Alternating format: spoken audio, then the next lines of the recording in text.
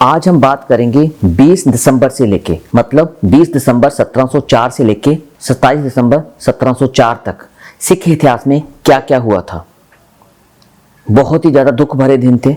सबसे पहले हम बात करते हैं कि 20 दिसंबर को क्या हुआ था। मुगलों ने अचानक अनंतपुर साहिब के किले पर हमला कर दिया। गुरु गोविंद सिंह जी मुगलों से लड़ना चाहते थे, लेकिन अन्य सिखों ने उन्हें वहां से चलने के लिए कहा। इसके बाद गुरु गोविंद सिंह जी और अपने परिवार समेत और साथ ही साथ अन्य सिखों के समेत अनंतपुर साहिब के किले को छोड़ के वहां से निकल गए। फिर 21 दिसंबर जब सभी लोग सत्सा नदी को पार कर रहे थे तो पानी का बहाव इतना तेज हो गया कि पूरे का पूरा परिवार बिछड़ गया।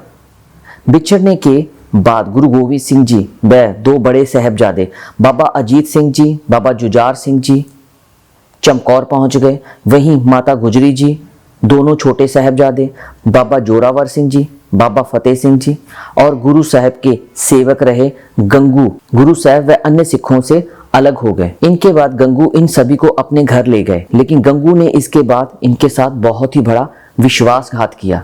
गंगू गुरु गोविंद सिंह जी के घर का नौकर था, उसको ये काम करना ही नहीं चाहिए था, लेकिन उसने क्या किया, अपने घर में छोटे साहबजादे माता गुजरी जी और अन्य सिखों को ठहराने के बाद उसने सरहंद के नवाब वजीर खां को ये सूचना दे दी कि ये लोग मेरे घर में हैं। तो वजीर खां ने क्या किया, अपनी आर्मी भेजी और छोटे साहबजादे माता गुजरी जी और अन्य सेवकों को बंधक बना लिया। ये मैं बात कर रहा हूं 21 दिसंबर की। अब हम बात करते हैं कि 22 दिसंबर को क्या हुआ। 22 दिसंबर को चमकौर की लड़ाई हुई, जिसमें सिख और मुगल की सेना आमने सामने थी।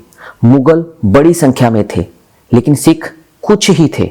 और मैं एक और चीज बताना चाहता हूं सिख इतिहास की, कि सिखों ने जब भी लड़ाई करी है तो वो मुट्ठी भर ही थे, मतलब गिने जा सकते थे। लेकिन जो ओपोनेंट होते थे वो हमेशा उनसे 3, 4, 5 या 10 गुना ज्यादा होते थे। अगर आप कभी भी इतिहास में YouTube या गूगल पे सर्च करके चेक कर लो तो आपको ऑटोमेटिकली पता चल जाएगा कि सिख इतिहास में सिखों ने हमेशा ही अपने ज्यादा ओपोनेंट के साथ फाइट करी है। तो लेकिन जिस चमकौर साहिब की लड़ाई की बात हम कर रहे हैं, ये तो अनबिलीवेबल है। चमकौर की जंग में 10 लाख मुगल फौज आई थी गुरु गोविंद सिंह जी को पकड़ने के लिए, और गुरु गोविंद सिंह जी और उनके जो अन्य सिख थे साहबजादा अजीत सिंह और साहबजादा जुझार सिंह जी के अलावा अन्य सिखों को मिला के टोटल 43 लोग थे। पहले तो सभी सिखों ने बोला गुरु गोविंद सिंह जी को कि गुरु साहब आप और दो बड़े साहबजादे यहाँ से चले जाएं, हम यहाँ पे मुगलों को अपने आप निपटा देंगे। लेकिन गुरु साहब ने बोला नहीं, ऐसा नहीं हो सकता। गुरु गोविंद सिंह जी वहीं पर रुके और वहीं पर उन्होंने अपने सिखों में हौसला भरा लड़ाई करने के लिए और 5-5 की टोली बना के लड़ाई करने के लिए भेजे। अब हम बात करेंगे 23 दिसंबर। ये युद्ध अगले दिन भी चलता रहा। युद्ध में सिखों को शहीद होता देखकर दोनों साहबजादे बाबा अजीत सिंह, बाबा जुझार सिंह ने कहा कि गुरु साहब हम भी युद्ध में जाना चाहते हैं। गुरु साहब इस बात को सुन के बहुत ही खुश हुए और उन्होंने एक एक करके दोनों साहबजादों को भी जंग में भेज दिया। पहले बड़े साहबजादा गए, जंग में जाके वो शहीद हो गए, लेकिन शहीद होने से पहले उन्होंने गाजर मूली की तरह मुगलों को काट के रख दिया। लानत बनती है ऐसी मुगल फौज पे जो इतने सिखों के साथ लड़ने आई थी, बट कोई बात नहीं। फिर दूसरे साहबजादा जुझार सिंह जी गए। साहबजादा जुझार सिंह जी ने जाके मुगलों को काट पीट के रख दिया, लेकिन आखिरकार उनको भी शहीदी प्राप्त हुई। बात करते हैं 24 दिसंबर की। गुरु गोविंद सिंह जी अब युद्ध में खुद उतरना चाहते थे, लेकिन अन्य सिखों ने अपने अधिकारों का इस्तेमाल करते हुए गुरु गोविंद सिंह जी को युद्ध में उतरने के लिए रोक दिया। अब हम बात करेंगे कि वो अधिकार कौन से थे। गुरु गोविंद सिंह जी ने 5 प्यारों को साझा था, और 5 प्यारों का जो भी हुक्म होता है वो अकाल पुरख वाहिगुरु जी का होता है।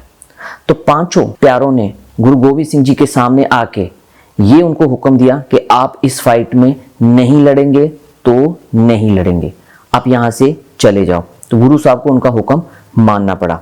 फिर मजबूरन गुरु साहब को वहां से निकलना पड़ा। इसके बाद वे सिख मैदान में लड़ते हुए शहीद हो गए, लेकिन मुगल फौज गुरु गोविंद सिंह जी को पकड़ ही नहीं पाई। 10 लाख मुगल फौज थी और सिख लड़े थे सिर्फ और सिर्फ 40। सोचने वाली बात है कि मोटिवेशन लेवल सिखों में किस लेवल का होगा, किस लेवल का गुरु गोविंद सिंह जी ने भरा होगा कि 10 लाख की 10 लाख फौज कुछ ना कर पाई। बात करते हैं 25 दिसंबर की। यहां से निकलने के बाद गुरु गोविंद सिंह जी एक गांव में पहुंचे जहां उन्हें बीबी हरशरण कौर मिले, जो गुरु साहब जी को अपना आदर्श मानती थी। उनको जब ये पता चला कि दो बड़े साहबजादे, साहबजादा अजीत सिंह जी और साहबजादा जुझार सिंह जी शहीद हो गए हैं, तो चुपके से बीबी हरशरण कौर जी वहां से निकले, चमकौर की गढ़ी में आए और उन्होंने आके सिखों और साहबजादों का संस्कार करने की कोशिश करी और उन्होंने करना भी स्टार्ट कर दिया। लेकिन इस बात की इंफॉर्मेशन मुगलों के पास चलेगी। वो नहीं चाहते थे कि किसी भी सिख का संस्कार हो, वो चाहते थे कि इनको चील कौए खा जाएं। लेकिन बीबी हरशरण कौर जी ने संस्कार करना जारी रखा। तब इतने में मुगल आ गए और उन्होंने बीबी हरशरण कौर जी को भी आग के हवाले कर दिया। तो बीबी हरशरण कौर जी ने भी वहीं पर शहीदी पा ली। अब हम बात करेंगे 26 दिसंबर। सरहंद के नवाब वजीर खान ने माता गुजरी और दोनों छोटे साहबजादों बाबा जोरावर सिंह व बाबा फतेह सिंह को ठंडे बुर्ज में खुले आसमान के नीचे कैद कर दिया। वजीर खान ने दोनों छोटे साहबजादों को अपनी कचहरी में बुलाया। पहले तो प्यार से समझाया और उनको लालच देने की कोशिश करी, लेकिन इन्होंने तो साफ ही साफ इनकार कर दिया कि हम सिख धर्म में हैं, इसी में रहेंगे और हमारी जो लड़ाई है वो जोर और जुल्म के साथ है, किसी धर्म के साथ नहीं है। बिना डरे इन्होंने ये सारी बात वजीर खान को बता दी और साथ ही साथ जयकारे भी लगा दिए। फिर वजीर खान ने डरा धमका के उन्हें धर्म परिवर्तन करने को कहा, लेकिन दोनों साहबजादों ने जो बोले सो निहाल, सत श्री अकाल के जयकारे लगाने कंटिन्यू रखे और साथ ही साथ उसके मुंह पे आंखों में आंखें डाल के इनकार कर दिया। वजीर खान ने फिर धमकी देते हुए कहा, कल तक जा तो धर्म परिवर्तन कर लो, जा मरने के लिए तैयार हो जाओ। तो छोटे साहबजादे कहते, तू जा यार, तू अपना काम कर, हम अपना काम करेंगे। 27 दिसंबर ठंडे बुर्ज में कैद माता गुजरी ने दोनों साहबजादों को बेहद प्यार से तैयार किया, दोबारा से वजीर खान की कचहरी में भेजा। फिर वजीर खान ने उन्हें धर्म परिवर्तन करने को कहा, लेकिन छोटे साहबजादे कहाँ मानने वाले थे, मुंह पे फिर इनकार कर दिया। छोटा सा मुंह लेके वजीर खान, जो कि इतना ताकतवर बंदा था, मुंह पे इनकार करके बेइज्जती कर दी कि तूने जो करना है कर ले, हम अपने धर्म में रहेंगे। जयकारे कंटिन्यू रहे उनके, लेकिन जयकारे उनके चलते ही रहे। ये सुन के वजीर खान तिल मिला उठा और दोनों साहबजादों को जिंदा दीवार में चिनवाने का हुक्म दे दिया। दोनों साहबजादे दीवार में चिन गए, लेकिन एक भी बात वजीर खान की कबूल नहीं करी। जब दादी माता गुजरी जी को पता चली कि दोनों साहबजादे शहीद हो गए, तो माता गुजर कौर जी ने भी अपने प्राण त्याग दिए। आपको ये वीडियो कैसी लगी, किस गांव या शहर में बैठ के आप देख रहे हैं, प्लीज़ आप जरूर बताएं और इस वीडियो को जरूर शेयर करें। जरूर मतलब जरूर शेयर कीजिए। बहुत बहुत धन्यवाद।